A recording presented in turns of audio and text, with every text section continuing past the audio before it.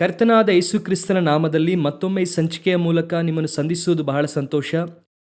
ಈಗ ನಾವು ಒಂದು ಅಪ್ಡೇಷನ್ ಒಂದಿಗೆ ಅನೇಕ ವಿಷಯಗಳನ್ನು ನೋಡಲಿದ್ದೇವೆ. ಬನ್ನಿ ಸಂಚಿಕೆಗೆ ಹೋಗೋಣ.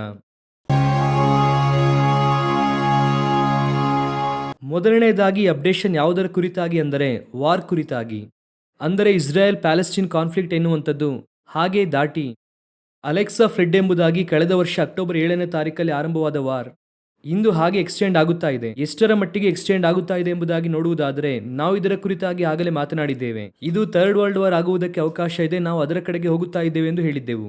ಈಗ ಅದನ್ನು ದೃಢಪಡಿಸುವುದಕ್ಕೆ ಬಹಳ ಮುಖ್ಯವಾದ ಒಂದು ಸುದ್ದಿ ಬಂದಿದೆ.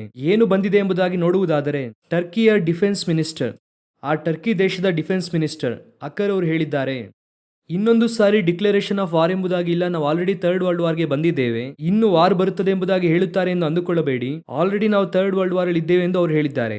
ಸೊ ನಾವು 3ನೇ ಮಹಾಯುದ್ಧದಲ್ಲೇ ಇದ್ದೇವೆ, ಅದರ ಸ್ಟಾರ್ಟಿಂಗ್ ಪಾಯಿಂಟ್ ಅಲ್ಲಿ ಇದ್ದೇವೆ ಎನ್ನುವಂಥದ್ದನ್ನು ಆರ್ಮಿಯಲ್ಲಿ ಇರುವವರೇ ಹೇಳಿದ್ದಾರೆ. ಇನ್ನು ಹೇಳಬೇಕು ಅಂದರೆ ಮಧ್ಯಪ್ರಾಚ್ಯ ದೇಶಗಳಲ್ಲಿ, ಯುರೋಪ್ ದೇಶಗಳಲ್ಲಿ ಇದರ ಸಿದ್ಧತೆಗಳು ಆಗುತ್ತಾ ಇದೆ. ಎಷ್ಟರ ಮಟ್ಟಿಗೆ ಅಂದರೆ ಪೋಲ್ಯಾಂಡ್ ಭಾಗಕ್ಕೆ ಇಂಗ್ಲೆಂಡು ತನ್ನ ಪಡೆಗಳನ್ನೆಲ್ಲ ಕಳಿಸುವುದಕ್ಕೆ ಆರಂಭ ಮಾಡಿದೆ. ನ್ಯಾಟೋ ಪಡೆಗಳನ್ನು ಈ ಸ್ಕ್ಯಾಂಡಿನೇವಿಯನ್ ದೇಶಗಳೆಂದು ಹೇಳುತ್ತಾರೆ. ನಾರ್ವೆ ಇಂತಹ ದೇಶಗಳಲ್ಲಿ ನ್ಯಾಟೋ ಪಡೆಗಳು ಬಂದು ಇಳಿದಿದೆ, ರಷ್ಯಾವನ್ನು ಖಂಡಿತವಾಗಿ ತಾಕುತ್ತೇವೆ ಎಂಬುದಾಗಿ ಹೇಳಿದ್ದಾರೆ. ಸೊ ಈಗ ಥರ್ಡ್ ವರ್ಲ್ಡ್ ವಾರ್ಗೆ ಬಹಳ ಮುಖ್ಯವಾದ ಕಾರ್ಯಗಳೆಲ್ಲವೂ ಕೂಡ ಸ್ಟಾರ್ಟ್ ಆಗಿದೆ. ಸತ್ಯವೇದದಲ್ಲಿ ಹೇಳಿರೋ ಪ್ರಕಾರ 4ನೇ ಮುದ್ರೆಯಾಗಿಯೇ ಥರ್ಡ್ ವರ್ಲ್ಡ್ ವಾರ್ ಬರಬೇಕು. ಅದಕ್ಕೂ ಮುಂಚೆ ಆ 3ನೇ ಮಹಾಯುದ್ಧಕ್ಕಿಂತ ಮುಂಚೆ 3ನೇ ಮುದ್ರೆಯಾಗಿ ಬಹಳ ಮುಖ್ಯವಾಗಿ ಬರಬೇಕಾದದ್ದು ಏನೆಂದರೆ ಬರಗಾಲ ಎಂಬುದಾಗಿ ನೋಡಿದ್ದೇವಲ್ವ, ಅದರ ಕುರಿತಾಗಿ ಬಹಳ ಮಾತನಾಡಿದ್ದೇವೆ. ಆ ಬರಗಾಲದ ಕುರಿತಾಗಿ ಹೇಳಬೇಕು ಅಂದರೆ ಈಗ ಫಾರ್ಮರ್ಸ್ ಪ್ರೊಟೆಸ್ಟ್ ಎಂದು ಹೇಳುತ್ತಾರೆ, ಅಂದರೆ ರೈತರ ಹೋರಾಟ.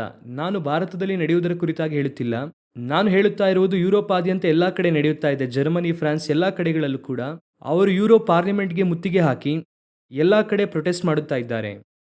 ಇದನ್ನು ತಡೆಯುವುದಕ್ಕೆ ಏನೇನೋ ಮಾಡಿ ನೋಡಿದ್ರು ಯಾವುದು ಕೂಡ ನಡೆಯಲಿಲ್ಲ. ಇನ್ನು ಹೇಳಬೇಕು ಅಂದರೆ ರೈತರು ಏನು ಮಾಡುತ್ತಾ ಇದ್ದಾರೆ ಅಂದರೆ ಶ್ರೀಮಂತರಿಗೆ ಆಹಾರ ಸಿಗಬಾರದೆಂದು ಇರುವಂತಹ ಆಹಾರವನ್ನು ಹಾಗೆ ಎಸೆಯುತ್ತಾ ಇದ್ದಾರೆ, ಇಂತಹ ಕಾರ್ಯಗಳನ್ನು ಮಾಡುತ್ತಾ ಇದ್ದಾರೆ. ಸೊ ಯುರೋಪ್ನಾದ್ಯಂತ ಈ ರೈತರ ಹೋರಾಟ. ಆದರೆ ಈ ರೈತರ ಹೋರಾಟವನ್ನು ಯಾರು ಕೂಡ ಮುಂದಾಳತ್ವ ವಹಿಸಿ ನಿಂತಿಲ್ಲ, ಅದು ತಾನಾಗಿಯೇ ಆರಂಭವಾಗಿದೆ. ಆರಂಭವಾಗಿರುವುದು ಮಾತ್ರವಲ್ಲ, ಅದು ಹಾಗೆ ಲೋಕಾದ್ಯಂತ ಎಲ್ಲಾ ಕಡೆ ಹರಡುತ್ತಾ ಇದೆ. ಯುರೋಪ್ನಿಂದ ಆರಂಭವಾಗಿ ಅದರ ಹೋರಾಟ ಈಗ ಇಂಡಿಯಾದಲ್ಲಿ ಬರುವುದಕ್ಕೆ ಬೇರೆ ಕಾರಣ, ಯುರೋಪ್ನಲ್ಲಿ ಬರುವುದಕ್ಕೆ ಬೇರೆ ಕಾರಣ, ಆದರೆ ರೈತರ ಹೋರಾಟವೇ ವರ್ಲ್ಡ್ ವೈಡ್ ಹೋಗುತ್ತಾ ಇದೆ. ಸೊ ಈ ರೈತರ ಹೋರಾಟದ ಅಂತ್ಯವು ಏನಾಗಿರುತ್ತದೆ ಅಂದ್ರೆ ಕನ್ಫರ್ಮ್ ಆಗಿ ಅದು ಬರಗಾಲವಾಗಿರುತ್ತದೆ. ಯಾಕಂದ್ರೆ ರೈತರು ಒಂದು ವರ್ಷ ವ್ಯವಸಾಯ ಮಾಡಲಿಲ್ಲ ಅಂದ್ರೆ ಆ ವರ್ಷದಲ್ಲಿ ಉತ್ಪತ್ತಿ ಕಡಿಮೆ ಆದರೆ ಕ್ಷಾಮ ಎನ್ನುವಂಥದ್ದು ಸಾಧಾರಣವಾಗಿ ಬರುವಂತದ್ದು.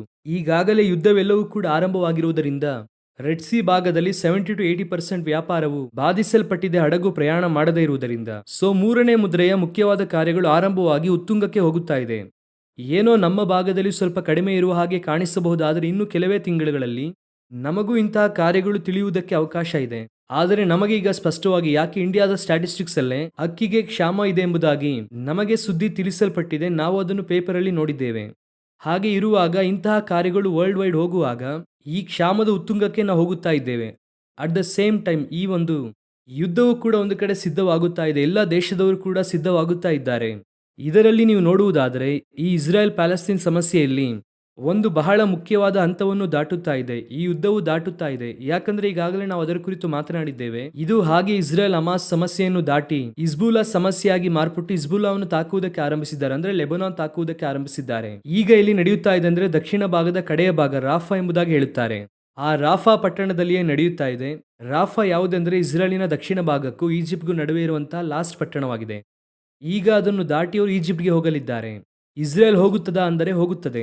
ಯಾಕೆ ಹಾಗೆ ಇದೆ ಎಂದರೆ ಈ ಪ್ಯಾಲೆಸ್ಟೈನ್ ಅವರು ಹಾಗೆ ಸ್ವಲ್ಪ ಸ್ವಲ್ಪವಾಗಿ ಫೋರ್ಸ್ ಮಾಡಿ ಹಾಗೆ ದಕ್ಷಿಣ ಭಾಗದಿಂದ ಗಾಜಾ ಭಾಗಕ್ಕೆ ಹೋಗಿ ಆ ದಕ್ಷಿಣ ಭಾಗದಿಂದ ಈಗ ಪ್ಯಾಲೆಸ್ಟೈನ್ ಕಡೆಗೆ ಹೋಗುತ್ತಾ ಇದ್ದಾರೆ. ಎಲ್ಲರೂ ಕೂಡ ಸೌತ್ ಸೈಡ್ಗೆ ಹೋಗುತ್ತಾ ಇದ್ದಾರೆ.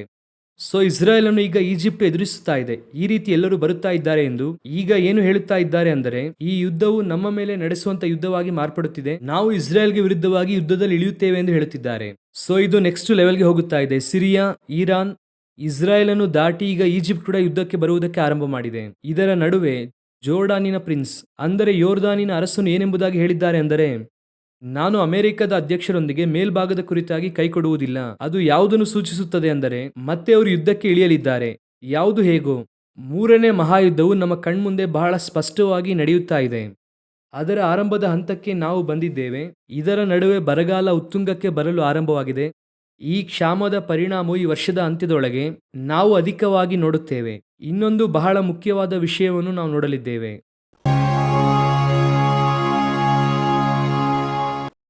ಇದು ಏನೆಂಬುದಾಗಿ ಕೇಳುವುದಾದರೆ ನಾವು ಇದರ ಕುರಿತಾಗಿ ಬಹಳವಾಗಿ ಮಾತನಾಡಿದ್ದೇವೆ. ಆದರೆ ಈಗ ಆಧಾರ ಪೂರ್ವಕವಾಗಿ ಒಂದು ವಿಷಯ ನಡೆದಿದೆ. ಏನೆಂಬುದಾಗಿ ನೋಡುವುದಾದರೆ ಅರ್ಜೆಂಟೇನಿಯನ್ ಪ್ರೆಸಿಡೆಂಟ್ ಮಿಸ್ಟರ್ ಮಿಲ್ಲಿ ಏನು ಹೇಳಿದ್ದಾರೆ ಎನ್ನುವಂಥದ್ದು ಈಗ ಹಾಟ್ ನ್ಯೂಸ್ ಆಗಿದೆ. ಏನು ಹೇಳಿದ್ದಾರೆ ಎಂಬುದಾಗಿ ನೋಡುವುದಾದರೆ ಅವರು ಮೆಸ್ಸಿಯಾವನ್ನು ನಾವು ಎದುರು ನೋಡುತ್ತಾ ಇದ್ದೇವೆ. ಅದು ಯೂಶುವಲ್, ಎಲ್ಲರೂ ಕೂಡ ಎದುರು ನೋಡುತ್ತಾ ಇದ್ದಾರೆ. ಆದರೆ ಅದರಲ್ಲಿ ಅವರು ಹೇಳಿರುವಂತಹ ವಿಷಯ ಮುಖ್ಯವಾದದ್ದು. ಅದರಲ್ಲಿ ಹೇಳಿದ್ದಾರೆ, ಈ ಅಲೆಕ್ಸಾ ಮಾಸ್ಕ್ ಇರುವ ತನಕ ಮೆಸ್ಸಿಯಾ ಬರುವುದಿಲ್ಲ. ಅಲೆಕ್ಸಾ ಮಾಸ್ಕ್ ಅನ್ನು ನಾವು ಒಡೆದು ಹಾಕುವಂತ ಸಮಯ ಬಂದಿದೆ. ಆ ಸ್ಥಳದಲ್ಲಿ ಥರ್ಡ್ ಟೆಂಪಲ್ ಅನ್ನು ಕಟ್ಟಿರಿ, ಆಗಲೇ ಮೆಸ್ಸಿಯಾ ಬರುವುದಕ್ಕೆ ಕಾಲಘಟ್ಟ ಎಂದು ಹೇಳುತ್ತಿದ್ದಾರೆ. ಇದುವೇ ನಾವು ಬಹಳ ದಿನದಿಂದ ಹೇಳುತ್ತಾ ಇರುವಂತಹ ಬಹಳ ಮೋಸಕರವಾದ ಸಂಭವ. ಏನೆಂಬುದಾಗಿ ನೋಡುವುದಾದರೆ ಅಲೆಕ್ಸಾ ಮಾಸ್ಕ್ ಮೇಲೆ ಯಾವಾಗ ಅವರು ಕೈ ಇಡುತ್ತಾರೋ, ಅಲೆಕ್ಸಾ ಮಾಸ್ಕ್ ಅನ್ನು ಯಾವಾಗ ಅವರು ಬೀಳಿಸುತ್ತಾರೋ, ಅದು ಲೋಕಕ್ಕೆ ಬಹಳ ಮೋಸಕರವಾದ ಕಾಲವಾಗಿ ಮಾರ್ಪಡುತ್ತದೆ. ಲೋಕದಲ್ಲಿ ಆನಂತರವಾಗಿ ಬಹಳ ಗಲಭೆ ಉಂಟಾಗುತ್ತದೆ. ಈ ಮೂರನೇ ಮಹಾಯುದ್ಧವೆಂದು ಹೇಳುತ್ತಾ ಇದ್ದೇವಲ್ವಾ, ಇದರ ಉತ್ತುಂಗವನ್ನು ನಾವು ಯಾವಾಗ ನೋಡಬಹುದು, ಅಥವಾ ನಮ್ಮ ಕಣ್ಮುಂದೆ ಮೂರನೇ ಮಹಾಯುದ್ಧ ಆರಂಭವಾಗಿದೆ ಎಂಬುದಾಗಿ ನಾವು ಯಾವುದರ ಮೂಲಕ ತಿಳಿದುಕೊಳ್ಳಬಹುದು ಅಂದರೆ ಈಗ ಕೂಡ ಹೋಗುತ್ತಾ ಇದೆ, ಬಹಿರಂಗವಾಗಿಯೇ ಇದೆ. ಆದರೆ ಜನರಿಗೆ ಇದು ಯುದ್ಧವಾ ಎಂಬುದಾಗಿ ಸಂದೇಹ ಇದೆ ಅಲ್ವಾ? ಇಲ್ಲ, ಇದು ಯುದ್ಧವೇ ಎಂಬುದಾಗಿ ಅವರ ಸಂದೇಹವನ್ನು ತೀರಿಸುವಷ್ಟರ ಮಟ್ಟಿಗೆ ಯಾವುದು ಇರುತ್ತದೆ ಅಂದರೆ ಈ ಅಲೆಕ್ಸಾ ಮಾಸ್ಕಿನ ಡೆಮಾಲಿಷನ್. ಅದನ್ನು ಅವರು ತಾಕಿದರೂ ಅದು ಬಿದ್ದವರಿಗಾಗಲೇ ಅದರ ಕುರಿತಾಗಿ ಅನೇಕ ಮಾತನಾಡಿದ್ದೇವೆ. ಈಗ ಅರ್ಜೆಂಟೇನಿಯಾ ಪ್ರೆಸಿಡೆಂಟ್ ಅದರ ಕುರಿತಾಗಿ ಮಾತನಾಡಿದ್ದಾರೆ. ಈ ಒಂದು ಪಾಯಿಂಟ್ ಅಲ್ಲೇ ಟೋಟಲ್ ವರ್ಲ್ಡ್ ಕೂಡ ಇಸ್ರಾಯೇಲಿಗೆ ಅಥವಾ ಯುರೋಪಿಗೂ ಅಥವಾ ಅಮೆರಿಕಕ್ಕೆ ವಿರುದ್ಧವಾಗಿ ಜಾಯಿನ್ ಆಗುತ್ತದೆ. ಏನು ಕಾರಣ ಎಂಬುದಾಗಿ ಕೇಳುವುದಾದರೆ ಇದು ಬಹಳ ಸೆನ್ಸಿಟಿವ್ ಆದ ಪ್ಲೇಸ್. ಇದನ್ನು ವೆರಿ ಇಂಪಾರ್ಟೆಂಟ್ ಥರ್ಡ್ ಪ್ಲೇಸ್ ಎಂಬುದಾಗಿ ಹೇಳುತ್ತಾರೆ. ಸೊ ಆ ಸ್ಥಳವನ್ನು ಒಬ್ಬ ಪ್ರೆಸಿಡೆಂಟ್ ಕೆಡವಿ ಹಾಕಿ ಎಂಬುದಾಗಿ ಹೇಳುವಂಥದ್ದು. ಯಾಕಂದರೆ ಇಸ್ರಾಯೇಲಿನ ಆ ಕಾನೂನಿನಲ್ಲಿ ಏನಿದೆ ಎಂಬುದಾಗಿ ನಾವು ನೋಡುವುದಾದರೆ 1967ರಲ್ಲಿ ಜೂನ್ ತಿಂಗಳಲ್ಲಿ ಹಾಕಲ್ಪಟ್ಟಂತ ಒಂದು ಕಾನೂನಿದೆ. ಯಾವುದೇ ವಿಧವಾದ ಧಾರ್ಮಿಕ ಸ್ಥಳವನ್ನು ಕೆಡವಬಾರದೆಂಬುದಾಗಿ ಇದೆ. ಅದರ ಅಡಿಪಾಯದಲ್ಲಿ ನೀವು ನೋಡುವುದಾದರೆ ಇಸ್ರಾಯೇಲಿನಲ್ಲಿ ಹಲವಾರು ಧಾರ್ಮಿಕ ಕ್ಷೇತ್ರಗಳಿದೆ. ಕೆಲವರು ಅಲ್ಲಿ ಎದ್ದಿ ಕೆಡವಿ ಹಾಕಬೇಕೆಂದು ಮಾತನಾಡುತ್ತಾರೆ. ಬಿಟ್ಟರೆ ಇವತ್ತಿನ ತನಕ ಹೆಚ್ಚು ಕಮ್ಮಿ 1000 ವರ್ಷದಿಂದ ಅದು ಸಂರಕ್ಷಿಸಲ್ಪಟ್ಟಿದೆ. ಅಂದರೆ ಈ ಕಾನೂನು ಕೂಡ ಒಂದು ಕಾರಣ. ಈಗ 1967ರಿಂದ. ಆದರೆ ಈಗ ಆ ದೇಶಕ್ಕೆ ಸೇರದೇ ಇರುವಂತಹ ಒಬ್ಬ ಪ್ರೆಸಿಡೆಂಟ್ ಬಹಿರಂಗವಾಗಿ ಇದನ್ನು ಕೆಡವಿ ಹಾಕಿ ಎಂದು ಹೇಳುವಂಥದ್ದು ವರ್ಲ್ಡ್ ಅನ್ನು ಈಗ ಅಗೇನ್ಸ್ಟ್ ಆಗಿ ಮಾರ್ಪಡಿಸಿದೆ. ಸೊ ಒಂದು ವೇಳೆ ಇದು ಖಂಡಿತವಾಗಿ ನಡೆಯುತ್ತದೆ, ಅವರು ಹೇಳಿದ್ದಾರೆ ಎಂಬುದಾಗಿ ಅಲ್ಲ, ಆಲ್ರೆಡಿ ಇದರ ಕುರಿತಾಗಿ ಮಾತನಾಡಿದ್ದೇವೆ. ಇದು ನಡೆಯಿತು ಅಂದರೆ ಲೋಕಾದ್ಯಂತ ಬಹಳ ಮೋಸಕರವಾದ ಹಂತಕ್ಕೆ ಹೋಗುತ್ತದೆ. ಮುಂದಿನ ಕೆಲವು ವರ್ಷಗಳಲ್ಲಿ 7 ವರ್ಷವೋ 10 ವರ್ಷವೋ ಮುಂದಿನ ಕೆಲವು ವರ್ಷಗಳಲ್ಲಿ ಲೋಕಾದ್ಯಂತ ಬಹಳ ಮೋಸಕರವಾದ ಕಂಡೀಷನ್ಗೆ ಹೋಗುತ್ತದೆ. ಇದರ ಕುರಿತಾಗಿ ನಾವು ಈಗಾಗಲೇ ಮಾತನಾಡಿದ್ದೇವೆ. ಆದ್ರೆ ಇಷ್ಟೊಂದು ಬಹಿರಂಗವಾಗಿ ಒಬ್ಬ ಪ್ರೆಸಿಡೆಂಟ್ ಮಾತನಾಡಿರುವುದು ಇದೇ ಫಸ್ಟ್ ಟೈಮ್. ಯಾಕಂದರೆ ಇದರ ಕುರಿತಾಗಿ ಮಾತನಾಡುವಾಗ ಇಸ್ರೇಲ್ ಪ್ರೈಮ್ ಮಿನಿಸ್ಟರ್ ಕೂಡ ಬಹಳ ಕೇರ್ಫುಲ್ ಆಗಿ ಮಾತನಾಡುತ್ತಾರೆ. ಆದ್ರೆ ಇವರು ಬಹಿರಂಗವಾಗಿ ಮಾತನಾಡಿದ್ದಾರೆ. ಸೊ ಬಹಳ ಮುಖ್ಯವಾದ ಕಡೆಯ ಕಾಲದ ಗುರುತುಗಳು, ಸಂಭವಗಳು ನಮ್ಮ ಕಣ್ಮುಂಭಾಗದಲ್ಲಿ ಲೋಕಾದ್ಯಂತ ನಡೆಯುತ್ತಾ ಇದೆ. ಇದರಲ್ಲಿ ಬಹಳ ಮುಖ್ಯವಾಗಿ ಸಭೆಯಲ್ಲಿ ನಡೆಯಬೇಕಾದ ಒಂದು ಗುರುತಿನ ಕುರಿತಾಗಿ ನಾವು ನೋಡಿ ನಾನು ಈ ಸಂಚಿಕೆಯನ್ನು ಮುಗಿಸಲು ಬಯಸುತ್ತೇನೆ. ಸಮೀಪದಲ್ಲಿ ಏನು ನಡೆಯುತ್ತೆ ಎಂಬುದಾಗಿ ನೀವು ಕೇಳುವುದಾದರೆ ಅಮೆರಿಕದಲ್ಲಿ ಕೆಂಟಕಿ ಪಕ್ಕದಲ್ಲಿ ಒಹಿಯೋ ಎಂದು ಹೇಳುತ್ತಾರೆ. ಆ ಭಾಗದಲ್ಲಿ ಒಂದು ಚರ್ಚ್ ಇದೆ. ಅದು ಮೆಗಾ ಚರ್ಚ್ ಆಗಿದೆ. ಅದಕ್ಕೆ ಒಹಿಯೋ ಮೆಗಾ ಚರ್ಚ್ ಎಂಬುದಾಗಿ ಇದೆ. ಪಾಸ್ಟರ್ ಹ್ಯಾಲಿ ಪ್ಯಾಟರ್ಸನ್ ಆ ಸಭೆಯಲ್ಲಿ ಬಹಳ ಮೋಸಕರವಾದಂತಹ ಸಂಭವಗಳು ನಡೆಯುವುದಕ್ಕೆ ಆರಂಭವಾಗಿದೆ. ಕಡೆಯ ಕಾಲದಲ್ಲಿ 2 ಪೇತ್ರ 2ನೇ ಅಧ್ಯಾಯದಲ್ಲಿ ನೋಡುತ್ತೇವೆ ಅಲ್ವಾ, ಪರಿಶುದ್ಧ ಮಾರ್ಗವು ಇವರಿಂದ ದೂಷಿಸಲ್ಪಟ್ಟಿದೆ ಎಂದು ಇದೆ. ಸತ್ಯ ಮಾರ್ಗದವರು ಇವರಿಂದ ದೂಷಿಸಲ್ಪಡುವರು. ಆ ವಾಕ್ಯವನ್ನು ಈಗಾಗಲೇ ಅನೇಕ ವಿಷಯಗಳಲ್ಲಿ ನಡೆದಿದೆ. ಅದೇನೆಂದರೆ ಸಲಿಂಗ ಕಾಮ, ಇಂತಹ ವಿಷಯಗಳಲ್ಲಿ ನಡೆದಿದೆ. ಆದರೆ ಇದು ನಿರ್ಲಕ್ಷ್ಯದಿಂದ ಮನಸ್ಸಾಕ್ಷಿ ಮೊಂಡಾದವರ ಹಾಗೆ ಏನು ಮಾಡಿದ್ದಾರೆ ಎಂಬುದಾಗಿ ನೋಡುವುದಾದರೆ ನೀವು ಕೂಡ ವಿಡಿಯೋದಲ್ಲಿ ನೋಡುತ್ತೀರಾ. ಒಳಗೆ ಬೈಬಲ್ ಇಟ್ಟು ಹೊಡೆಯುವಂಥದ್ದು, ಅದನ್ನು ಒಳಗೆ ಯಾರು ಕ್ಯಾಚ್ ಮಾಡುತ್ತಾರೆ ಎಂಬುದಾಗಿ ನೋಡುವಂಥದ್ದು. ಎಲ್ಲಿ? ಚರ್ಚ್ ನಲ್ಲಿ, ಪುಲ್ಪಿಟ್ ನಲ್ಲಿ ಇದು ನಡೆದಿದೆ. ಅದು ಎಲ್ಲೇ ನಡೆದರೂ ಕೂಡ ತಪ್ಪೆ. ಹಾಗಾದ್ರೆ ಸ್ಟೇಡಿಯಂ ಅಲ್ಲಿ ನಡೆಸಬಹುದಾ? ಕೆಲವರು ಕೇಳುತ್ತಾರೆ. ಸಿನಿಮಾ ನಟರ ಹಾಗೆ ಆಡುತ್ತಾ ನಾವು ಚರ್ಚ್ನೊಳಗೆ ಆಡುತ್ತಾ ಇದ್ದೇವೆ ಎಂದು ಕೇಳುತ್ತಾರೆ. ಆದರೆ ಆ ರೀತಿಯಾಗಿ ಇದು ಎಲ್ಲೇ ನಡೆದರೂ ಕೂಡ ತಪ್ಪೆ. ನೋಡಿ, ಈಗ ಈ ರೀತಿಯಾಗಿ ಒಂದು ಸಂಭವ ನಡೆಯುತ್ತಾ ಇದೆ. ಈ ಚರ್ಚಲ್ಲಿ ಇದೇ ಫಸ್ಟ್ ಟೈಮ್ ಎಂಬುದಾಗಿ ಕೇಳುವುದಾದ್ರೆ ಇಲ್ಲ. ಇದಕ್ಕೂ ಮುಂಚೆ ಅವರು ಏನ್ ಮಾಡಿದ್ದಾರೆ ಅಂದರೆ ವಿಧಿವಶರಾದಂತ ಒಬ್ಬ ಹಾಡುಗಾರ ಅವರ ವೇಷವನ್ನು ಹಾಕಿಕೊಂಡು, ಈಗ ನಮ್ಮ ಊರಲ್ಲಿ ಸಿನಿಮಾ ನಟರ ವೇಷವನ್ನು ಹಾಕಿಕೊಂಡು ಬರುತ್ತಾರೆ ನೋಡಿದ್ದೀರಾ? ಆ ರೀತಿಯಾಗಿ ವೇಷವನ್ನು ಧರಿಸಿಕೊಂಡು ಎಲ್ವಿಸ್ ಪ್ರಿಸ್ಲಿ ಎಂಬುದಾಗಿ ಹೇಳಿ ಆ ಕಾಲದಲ್ಲಿ 1970s ಅಲ್ಲಿ ಇದ್ದಂತಹ ಒಬ್ಬ ಹಾಡುಗಾರ, ಅವರ ಹಾಡುಗಳನ್ನು ಇವರು ಆ ರೀತಿಯಾಗಿ ವೇಷವನ್ನು ಧರಿಸಿಕೊಂಡು ಬಂದು ಅವರ ಹಾಗೆ ಆ ವೇಷವನ್ನು ಧರಿಸಿಕೊಂಡು ಆ ಕಾಲದ ಹಾಡನ್ನು ಹಾಡುತ್ತಾರೆ. ಜನರು ಎಂಟರ್ಟೈನ್ಮೆಂಟ್ ಆಗಿ ವೀಕ್ಷಿಸುತ್ತಿದ್ದಾರೆ. ಉದಾಹರಣೆಗೆ ಹೇಳಬೇಕು ಅಂದರೆ ಇಂದು ಸೇವಕರಾದವರು ಆ ಕಾಲದಲ್ಲಿದ್ದಂತಹ ಸಿನಿಮಾ ಹಾಡುಗಳನ್ನು ಚರ್ಚ್ನೊಳಗೆ ಹಾಡಿದ್ರೆ ಹೇಗಿರುತ್ತದೆ, ಹಾಡಿದ್ರೆ ಹೇಗಿರುತ್ತದೆ? ಹಾಡುತ್ತಿದ್ದಾರಲ್ಲ ಎಂದು ನೀವು ಕೇಳುತ್ತೀರಾ? ಹಾಡುತ್ತಿದ್ದಾರೆ. ಈ ದುರಾತ್ಮ ಲೋಕಾದ್ಯಂತ ಕ್ರಿಯೆ ಮಾಡುತ್ತಾ ಇದೆ ಎಂದು ಹೇಳುತ್ತಿದ್ದೇನೆ. ಅದು ಹೊರದೇಶದಲ್ಲೂ ಕ್ರಿಯೆ ಮಾಡುತ್ತದೆ, ಇಂಡಿಯಾದಲ್ಲೂ ಕ್ರಿಯೆ ಮಾಡುತ್ತದೆ. ಹಳೆಯ ಹಾಡುಗಳು, ಆ ಹಾಡುಗಳು, ಈ ಹಾಡುಗಳು, ಅವರಿಗೂ ಇವರಿಗೆ ಏನು ವ್ಯತ್ಯಾಸ? ಇವರು ಸೇವಕರೆನ್ನುವಂತ ವೇಷದಲ್ಲಿ ಹಾಡುತ್ತಿದ್ದಾರೆ. ಅವರು ಆ ಸಿನಿಮಾ ನಟರ ಡ್ರೆಸ್ ಅನ್ನು ಹಾಕಿಕೊಂಡು ಹಾಡುತ್ತಾರೆ. ಇದುವೇ ಇಲ್ಲಿ ವ್ಯತ್ಯಾಸ ನೋಡಿ. ಆ ಎಲ್ವಿಸ್ ಪ್ರೆಸ್ಲಿ ಅವರ ಡ್ರೆಸ್ ಅನ್ನು ಹಾಕಿಕೊಂಡು ಅವರ ಹಾಗೆ ಅದೇ ಹಾಡನ್ನು ಹಾಡುತ್ತಾರೆ. ಇದೇ ಚರ್ಚಲ್ಲಿ ಇನ್ನೊಂದು ಪ್ರೋಗ್ರಾಂ ನಡೆಯುತ್ತದೆ. ಆ ಪ್ರೋಗ್ರಾಮಲ್ಲಿ ನೋಡುವುದಾದರೆ, ನನಗೆ ಪಾತಾಳದಲ್ಲಿ ಫ್ರೆಂಡ್ಸ್ ಇದ್ದಾರೆ, ಬನ್ನಿ ಮದ್ಯಪಾನವನ್ನು ಸೇವಿಸೋಣ, ಆ ರೀತಿಯಾಗಿ ಬಹಳ ಅಸಹ್ಯಕರವಾದ ಹಾಡನ್ನು ಹಾಡುತ್ತಿದ್ದಾರೆ. ನನಗೆ ಬಹಳ ಆಶ್ಚರ್ಯವೇನೆಂದರೆ, ಮದ್ಯಪಾನ ಸೇವಿಸೋಣ, ಅಲ್ಲಿ ಕೂತುಕೊಂಡು ಮದ್ಯಪಾನದ ಕುರಿತಾಗಿ ಮಾತನಾಡುತ್ತಾರೆ.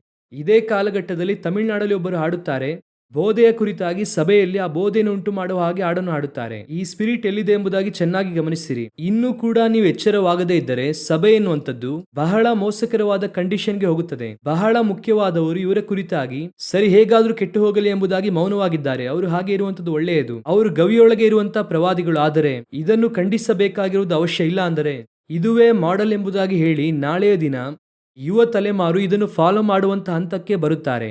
ಹೆತ್ತವರಿಗೆ ಹೇಳುತ್ತೇನೆ, ಅಂತಹ ಸಭೆಗಳಿಗೆ ನಿಮ್ಮ ಮಕ್ಕಳನ್ನು ನೀವು ಕಳುಹಿಸಬೇಡಿ. ಸೇವಕರಿಗೆ ಹೇಳುತ್ತೇನೆ, ಇಂತಹ ಸೇವಕರನ್ನು ನಿಮ್ಮ ಸಭೆಯ ವೇದಿಕೆಯ ಮೇಲೆ ಹತ್ತಿಸಿದ್ರಿ ಅಂದ್ರೆ ನಿಮ್ಮ ಸಭೆಯು ಕೂಡ ಆಜ್ಞೆಯೊಳಗೆ ಹೋಗುತ್ತದೆ. ಒಂದು ದಿನ ಬರುತ್ತದೆ, ಇವರೆಲ್ಲರಿಗೂ ಕೂಡ ಆಜ್ಞಾ ತೀರ್ಪನ್ನು ದೇವರು ಕೊಡುತ್ತಾರೆ. ಸಿನಿಮಾದವರ ಹಾಗೆ ಡ್ರೆಸ್ ಅನ್ನು ಹಾಕಿಕೊಂಡು, ಸಿನಿಮಾದವರ ಹಾಗೆ ಹಾಡನ್ನು ಹಾಡುತ್ತಾ, ಸಿನಿಮಾದವರ ಹಾಗೆ ವೇಷ ಧರಿಸಿಕೊಂಡು ಸಿನಿಮಾ ಹಾಡುಗಳನ್ನು ಹಾಡುತ್ತಾ ಇರುವವರಿಗೆ ಒಂದು ದಿನ ಆಜ್ಞಾ ತೀರ್ಪು ಖಂಡಿತವಾಗಿ ಬರುತ್ತದೆ. ಇದು ಈಗ ಅಮೆರಿಕದಲ್ಲಿ ನಡೆಯುತ್ತಾ ಇದೆ ಎಂಬುದಾಗಿ ಅಂದುಕೊಳ್ಳಬೇಡಿ. ಇದು ಹಾಗೆ ಲೋಕಾದ್ಯಂತ ಎಲ್ಲಾ ಕಡೆ ನಡೆಯುತ್ತದೆ, ಎಲ್ಲಾ ದೇಶದಲ್ಲೂ ನಡೆಯುತ್ತದೆ. ಅಷ್ಟರ ಮಟ್ಟಿಗೆ ಘೋರವಾಗಿ ಲೋಕಾದ್ಯಂತ ಒಂದು ದುರಾತ್ಮ ಕ್ರಿಯೆ ಮಾಡುವುದನ್ನು ನೋಡುವುದಕ್ಕೆ ಆಗುತ್ತಿದೆ. ಸಭೆಯೊಳಗೆ ಹಾಳು ಮಾಡುವಂತ ಅಸಹ್ಯವಾದದ್ದು. ವಾಕ್ಯ ಹೇಳುತ್ತದೆ ಅಲ್ವಾ, ಪರಿಶುದ್ಧ ಸ್ಥಳದಲ್ಲಿ ನೀವು ಅಧರ್ಮ ಸ್ವರೂಪವನ್ನು ನೋಡುವಾಗ ಓಡಿ ಹೋಗಿ ಎಂದು ಹೇಳುತ್ತದೆ ಅಲ್ವಾ. ಈಗ ನಾವು ಓಡಿ ಹೋಗುತ್ತಾ ಇಲ್ಲ, ಇವರನ್ನು ತಡೆ ಮಾಡಬೇಕು. ಯಾಕಂದ್ರೆ ಹೆಚ್ಕೇಲ ಪುಸ್ತಕದಲ್ಲಿ ಹೇಳುತ್ತದೆ ಅಲ್ವಾ, ಪಾಳೆಯವನ್ನು ಬಿಟ್ಟು ಕೆಡುಕಾಗಿರುವಂತದನ್ನು ಓಡಿಸಿರಿ ಎಂಬುದಾಗಿ ಇದೆ. ದೇವರು ಏನು ಮಾಡುತ್ತಾರೆ, ದೇವಾಲಯದಿಂದ ಆ ರೀತಿಯಾಗಿ ಆ ಪಾರಿವಾಳ ಮಾರುವವರನ್ನು ದೇವರು ಚಾಟಿಯಿಂದ ಹೊಡೆದರಲ್ವ, ಆ ರೀತಿಯಾಗಿ ಹೊಡೆಯುವುದಕ್ಕೆ ಆಗಲ್ಲ. ಆದರೆ ಸ್ಪಿರಿಚುವಲ್ ಆಗಿ ರಿಮೂವ್ ಮಾಡುವಂತಹ ಕಾಲಘಟ್ಟಕ್ಕೆ ನಾವು ಬಂದಿದ್ದೇವೆ. ಸಭೆ ಬಹಳ ಮೋಸಕರವಾದ ಕಂಡೀಷನ್ ಅಲ್ಲಿ ಹೋಗುತ್ತಾ ಇದೆ. ಇಲ್ಲ, ಒಂದು ಗ್ರೂಪು ನಾವು ಸೇವೆಯಲ್ಲಿ ಸೆಟಲ್ ಆಗಿದ್ದೇವೆ, ಅದು ನಮ್ಮ ಸಭೆಗೆ ಬರುವುದಿಲ್ಲ, ನಾವು ಅಡ್ಜಸ್ಟ್ ಮಾಡಿಕೊಳ್ಳುತ್ತೇವೆ ಎಂಬುದಾಗಿ ಬಾಯಿ ಮುಚ್ಚಿಕೊಂಡಿರುವಂತಹ ಸಭೆ ಒಂದು ಇದೆ. ಹಾಗೆ ಇರಲಿ. ಯವನಸ್ಥರಿಗೆ ಹೇಳುತ್ತೇನೆ, ಯವನ ಪ್ರಾಯದಲ್ಲಿ ಸಭೆಯನ್ನು ನಡೆಸುವವರು, ವೈರಾಗ್ಯದಿಂದ ಇರುವಂತವರು, ಮುಂದಿನ ತಲೆಮಾರಿನ ಸೇವೆಯನ್ನು ಮಾಡುವಂತವರು, ಇವರನ್ನು ನೀವು ರೋಲ್ ಮಾಡೆಲ್ ಆಗಿ ತೆಗೆದುಕೊಳ್ಳಬೇಡಿ. ಇವರಿಗೆ ವಿರುದ್ಧವಾಗಿ ಎಲಿಯಾ ನಿಂತ ಹಾಗೆ ನೀವು ನಿಂತರೆ ಮಾತ್ರವೇ ಮುಂದಿನ ತಲೆಮಾರು ಕ್ರಿಸ್ತನಲ್ಲಿ ನಿಲ್ಲುತ್ತದೆ. ನಾವು ಪ್ರಾರ್ಥಿಸಬೇಕಾಗಿರುವುದು ಬಹಳ ಅವಶ್ಯವಾಗಿದೆ. ಕರ್ತನ ಚಿತ್ತವಾದರೆ ಇನ್ನೊಂದು ಸಂಚಿಕೆಯಲ್ಲಿ ನಿಮ್ಮನ್ನು ಸಂಧಿಸುತ್ತೇವೆ. God bless you.